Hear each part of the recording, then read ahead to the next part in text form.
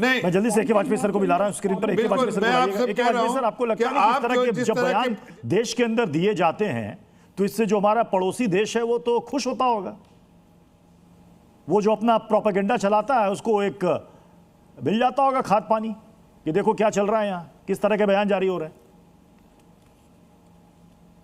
भाई तो कांग्रेस के लीडरों को तो ये बात हजम नहीं होती ना, वो नहीं समझते इस बात को। आप इनका पूरा इतिहास देखिए ना, सर्जिकल स्ट्राइक, ऑपरेशन सिंदूर, राफेल्स, मतलब सेना की खरीदारी को इन्होंने कितना बड़ा मुद्दा बनाया था। आपको याद होगा प्रधानमंत्री के पीछे पड़ गए थे, प्रधानमंत्री चोर पता नहीं क्या क्या। और सेना के आर्मी चीफ को कौन दलाल, खून का दलाल, खून की दलाली करता है आर्मी का सेना, मतलब इन्होंने कब छोड़ा है। तो ऑपरेशन सिंदूर पे इन्होंने क्या कहा कि हमारे हवाई जहाज गिरे।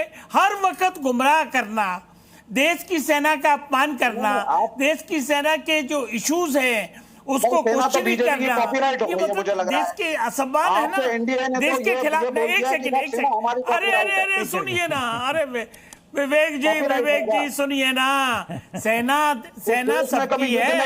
सेना अगर प्रोटेक्ट करेगी तभी देश बचेगा, तभी डेमोक्रेसी बचेगा। हम सेना को पॉलिटिक्स में नहीं घसीटते हैं, सेना को असम्मान नहीं करते हैं। प्लीज आप इस तरह से बात कर रहे हैं।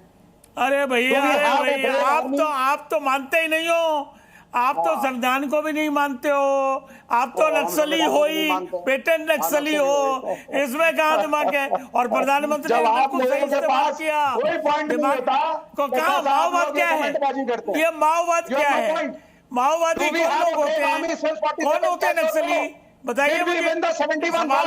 डिबेट वो है ही नहीं, डिबेट है ही नहीं वो डिबेट ये है कि अगर रिटायर्ड आर्मी सेना ने कोई बयान दिया है तो वो है, आप उसको कैसे मिस इंटरप्रिटेशन करेंगे। तो क्या कांग्रेस एंटी आर्मी बोलते रहते हैं आप लोग।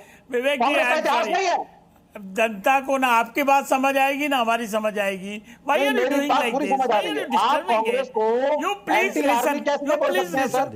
आप लेफ्ट को एंटी आर्मी कैसे बोल सकते हैं। वो कांग्रेस क्यों क्वेश्चनिंग करेगी, क्यों क्वेश्चनिंग करेगी। एक बार बताइए, ऑपरेशन सिंदूर क्वेश्चनिंग करा उन्होंने, नहीं करा। सर्जिकल स्ट्राइक क्वेश्चन करी नहीं करी उन्होंने, बताइए, जवाब दीजिए ना मुझे। राफेल की खरीदारी को क्वेश्चनिंग करी नहीं करी, और मेरा क्या उत्तर नहीं देगा, कोई चीज सस्टेन किया। आप सीज़फायर की बात आप अमेरिका का राष्ट्रपति करता है, हमारी बेइज्जती करता है। We have a right to question sir, and yes you have to accept foreign policy में Pakistani let me speak and then you answer it. I am sorry Vivek ji, let me speak then you answer it. That is the proper way. This is not the way.